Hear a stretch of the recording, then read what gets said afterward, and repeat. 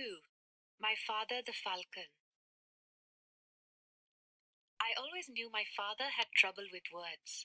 Sometimes they would get stuck, and he would repeat the same syllable over and over like a record caught in a groove, as we all waited for the next syllable to suddenly pop out.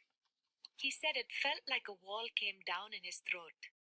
M's, P's, and K's were all enemies lying in wait. I teased him that one of the reasons he called me Johnny was because he found it easier to say than Malala. A stutter was a terrible thing for a man who so loved words and poetry. On each side of the family, he had an uncle with the same affliction. But it was almost certainly made worse by his father, whose own voice was a soaring instrument that could make words thunder and dance. "Spit it out, son," he'd roar whenever my father got stuck in the middle of a sentence. My grandfather's name was Rohal Amin, which means honest spirit, and is the holy name of the angel Gabriel.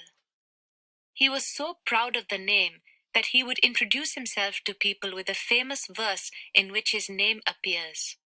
He was an impatient man at the best of times, and would fly into a rage over the smallest thing, like a hen going astray or a cup getting broken.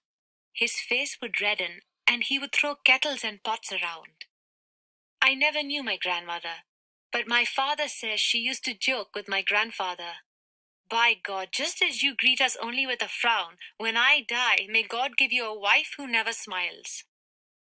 My grandmother was so worried about my father's stutter that when he was still a young boy, she took him to see a holy man.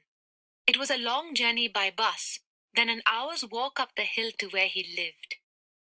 Her nephew, Fazli Hakim, had to carry my father on his shoulders. The holy man was called Lewano Pir, Saint of the Mad, because he was said to be able to calm lunatics. When they were taken to see the Pir, he instructed my father to open his mouth, and then he spat into it. Then he took some gur, dark molasses, made from sugarcane, and rolled it around his mouth to moisten it with spit. He then took the lump out of his mouth and gave it to my grandmother to give to my father, a little each day. The treatment did not cure the stutter. Actually, some people thought it got worse. So when my father was 13 and told my grandfather he was entering a public speaking competition, he was stunned. "How can you?" Rohal Amin asked, laughing. "You take 1 or 2 minutes to utter just one sentence." "Don't worry," replied my father. "You write the speech and I will learn it." My grandfather was famous for his speeches. He taught theology in the government high school in the nearby village of Shahpur. He was also an imam at the local mosque. He was a mesmerizing speaker.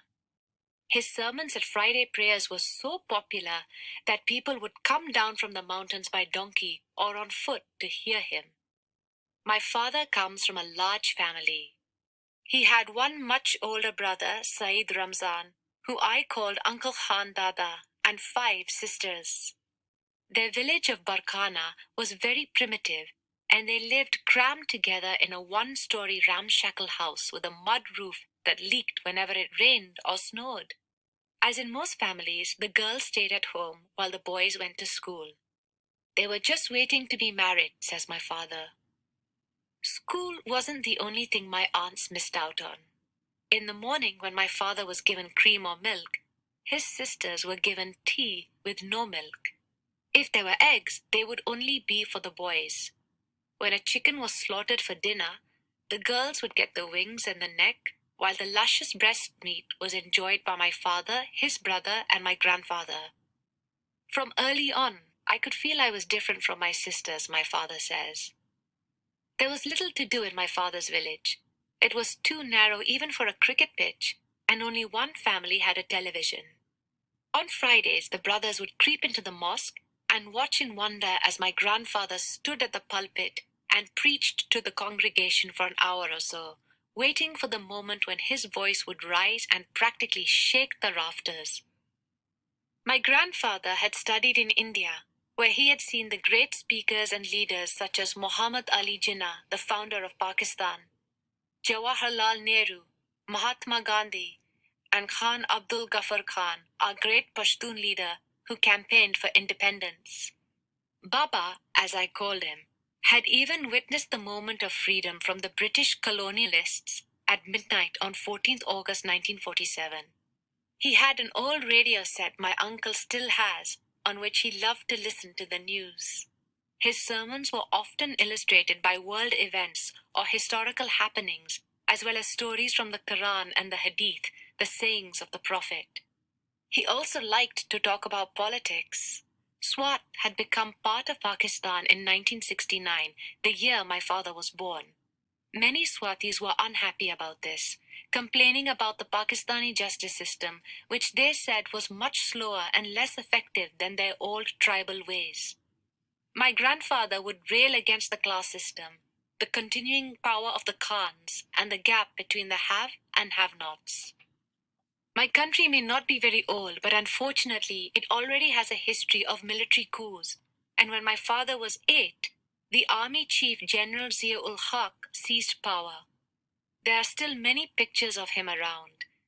He was a scary man with dark panda shadows around his eyes, large teeth that seemed to stand to attention, and hair pomaded flat on his head. He arrested our elected Prime Minister Zulfikar Ali Bhutto and had him tried for treason, then hanged from a scaffold in Rawalpindi jail. Even today, people talk of Mr. Bhutto as a man of great charisma.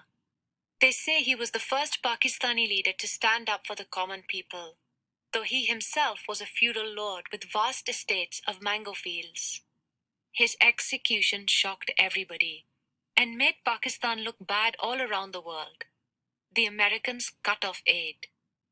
To try to get people at home to support him, General Zia launched a campaign of Islamization to make us a proper Muslim country, with the army as the defenders of our country's ideological as well as geographical frontiers. He told our people it was their duty to obey his government because it was pursuing Islamic principles.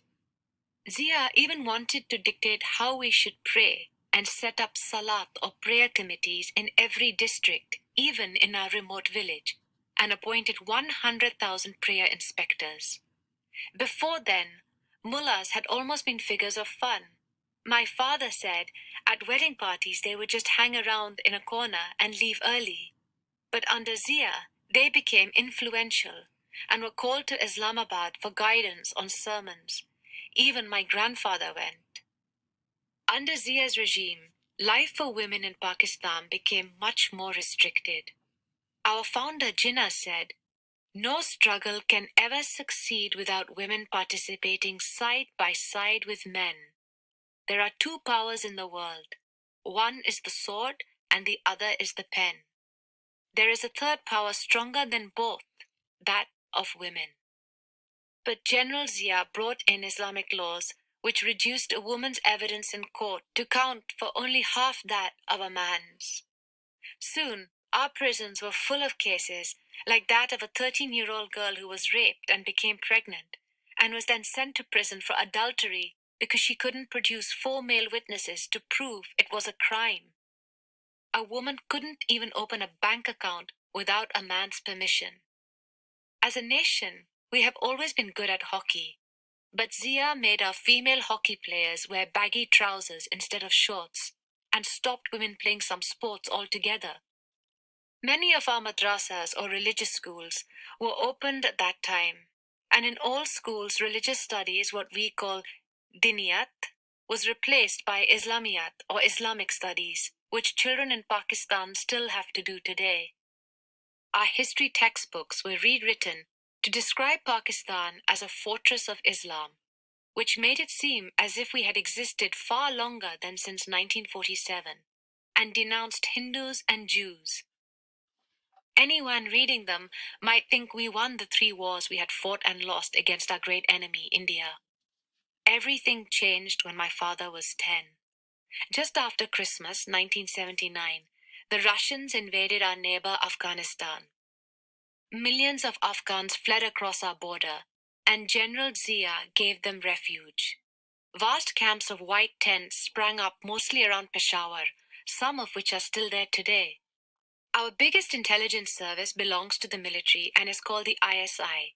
and they started a massive program to train Afghan refugees recruited from the camps as resistance fighters or mujahideen. Though Afghans are renowned fighters, Colonel Imam, the officer heading the program, complained that trying to organize Afghans was like weighing frogs. The Russian invasion transformed Zia from an international pariah to the great defender of freedom in the Cold War. The Americans became friends with us once again, as in those days Russia was their main enemy.